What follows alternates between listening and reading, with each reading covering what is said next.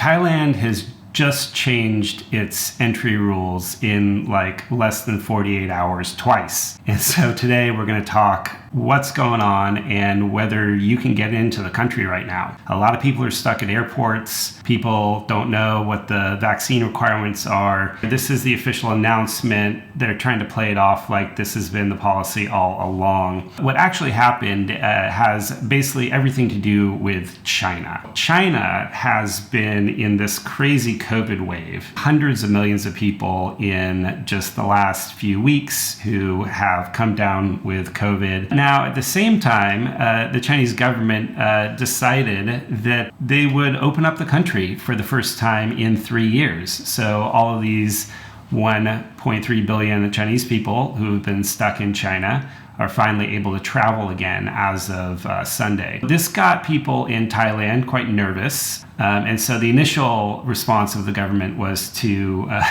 basically reinstate this vaccine mandate. Thailand hasn't had a vaccine mandate since October, and of course, tourism has flourished. In the last year, you've just seen a huge increase all over the place of tourists coming back into the country. Unfortunately, the way that they decided to do this ban, it was literally like less than 24 or 48 hours notice that they told the airlines. So by the time the airlines, the travel companies, and the travelers all found out about it, everybody was super, super angry about it. At the very last minute, they realized how much damage this is doing to them. China alone accounts for like a third of all visitors to Thailand. We're talking about a ton of money here. They were expecting 5 million in 2023, but if we go back to like 2019, there was like way over double or triple that number. They didn't want to like upset the Chinese because they didn't want them to feel like they were being discriminated against. So that's why they decided, even though their real goal was to keep COVID positive Chinese people out, they just put the ban back on everybody. There's,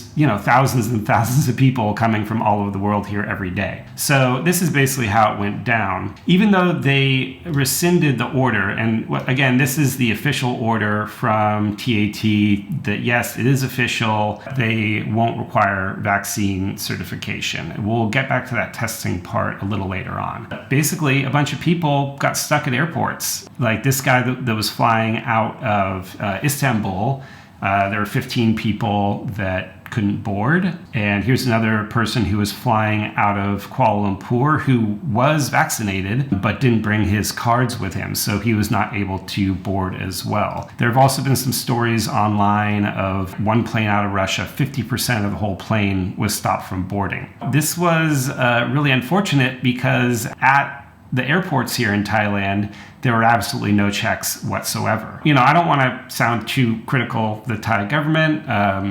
Good on them for realizing their mistake and reversing it before it's too late. But honestly, a lot of stuff like this happens in Thailand. There's flip-flopping on a lot of issues that go back and forth. It takes a while to really know what's going on. So one of the weird things that is really unsure so far is in some of the statements they've said that even though vaccination is no longer required, that a test on arrival will be required. Now, there is absolutely no information that's been given out as far as is that an ATK test? Is that a PCR test? Some of the Thai government statements have said PCR, but with this ridiculous amount of people coming into the airport every day, nobody really knows how they would even set up the infrastructure to do that. Will the test be at the airport before you're allowed to leave? Do you have to go get one off-site within a day or two? If you test positive, is there required hospitalization, or can you just quarantine in your hotel? None of these questions have really been answered. Generally speaking, long-time Thailand observers like Richard Barrow here, definitely check him out on Twitter. They're basically saying that the testing requirement is probably a bluff, and we're going to need to see in the next few days and weeks if any of that is actually implemented. But again, given how badly Thailand's tourism and overall economy has been hurting over the last couple of years, now that they've realized how damaging this would be to the tourism, it's kind of unlikely that they're going to even do the testing. Just to put it in perspective, some estimates are a quarter of all arrivals here are unvaccinated, and some even higher from other countries like Russia. So that's thousands and thousands of people every day. Let us talk a little bit about what it means to be vaccinated in Thailand. 2 doses, but there are a bunch of exemptions. If you're traveling with anyone under 18, they're completely exempt from all of this. Thai passport holders are also exempted, and also transfers are exempted. However, there is this one last portion about health insurance that's really confusing. You need $10,000 required health insurance if you are flying from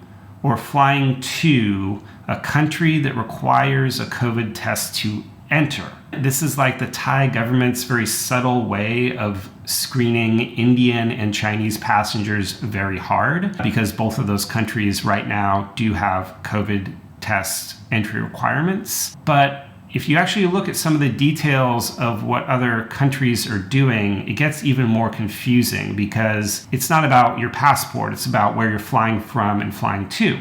So right now you've got the US, Australia, Canada, Japan, South Korea, and Malaysia, in addition to China and India, require some form of COVID test if you have been in China in the last 10 days. So if you're a Chinese person, or if you are an expat living in China, you fly to Bangkok just for a layover, or you're going to spend a week and then go on to India or the US or South Korea, it sounds like the health insurance might be required. Luckily, the health insurance is really, really cheap. My recommendation to people is just to buy it. You're already spending hundreds and hundreds on the plane ticket. You don't want to risk messing it up. Like a 40-year-old American for 15 days of coverage is like $20. I've put the links to this in the description down below. Think about subscribing while you're there. That's pretty much the best website that I've found. When I first moved here about a year and a half ago, I used the same website, and I think it's one of the better deals. This is a good segue into the current situation in Thailand. What's the nightlife like? What's, life like here? That also brings up another issue though, which is Princess Ba. So the Princess of Thailand, unfortunately, has been unconscious for weeks now. Everyone's really afraid about the status of her health. If you are flying here anytime in the next month or two, there is a chance that she unfortunately could pass. I mean, she's been unconscious for weeks now. If that happens, there is a decent chance that a lot of things will be canceled. Nightlife, concerts, public events like that. It's fairly likely, looking at past deaths in the royal family, if she were, God forbid, to die, that could really impact your visit here, because a lot of things might be closed.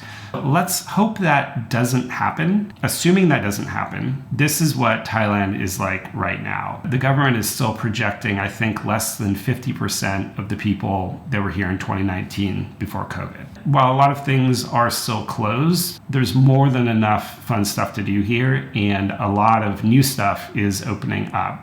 It is interesting.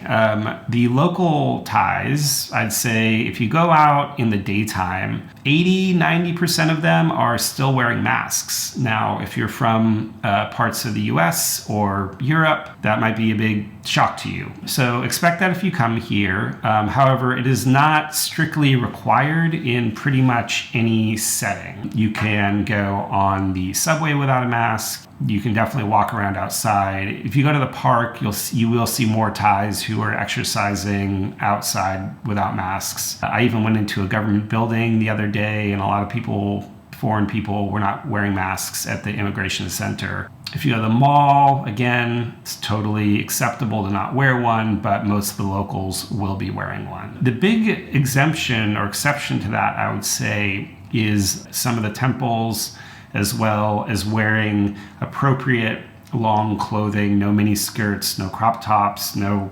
sleeveless tank tops. Now, the funny part is nightlife. The nightlife is pretty much normal. So when you go out at night, almost nobody's wearing masks, and you're not going to be asked to go in anywhere. Definitely no PCR tests, but if you go back a couple of months, some events and things were still asking for ATKs. That still may be happening at select concerts, but usually they have that for like $5 at the entrance anyways. So nightlife is, it's pretty much popping off. There are fewer venues compared to 2019, but there's hundreds of places in Bangkok alone to go out at night, so there's plenty to do. I also went to the beach recently. I was out at Koh Chang. Beach areas, you're not gonna have to worry about masks really. When you get outside of Bangkok, you really notice the lack of tourism. It's definitely quite empty in a lot of places, so that's actually a really good thing. You have a lot of empty beaches and pristine areas to check out. So in that sense, it's really good to come here right now. Same thing with the jungles. I was just up in Chiang Mai, went up to like 3 beautiful hot springs, like out in the middle of nowhere, and they were mostly empty. Like a lot of hotels, not just outside of Bangkok, but even in Bangkok itself, they're way below occupancy. You can get really good deals. Let's talk about visas for a sec. So visa exempt, that's most of Europe, UK, United States. They actually increased the stay to 45 days. You can just hop right on the plane and come here. You literally don't need anything. After that, we have the visa on arrival people. So that is, Chinese, Indians. That has also been increased from 15 to 30 days. I think the overall takeaway message is it's a great time to come here. I would buy the insurance just to be safe. But aside from that, within a day or two, all the different airlines should know what's going on. You shouldn't have any problem at the airport. Take a look in the links down below for all my recommendations. And if you have any questions, you can leave those down in the comments. Thanks so much for watching. I'll see you guys in the next one.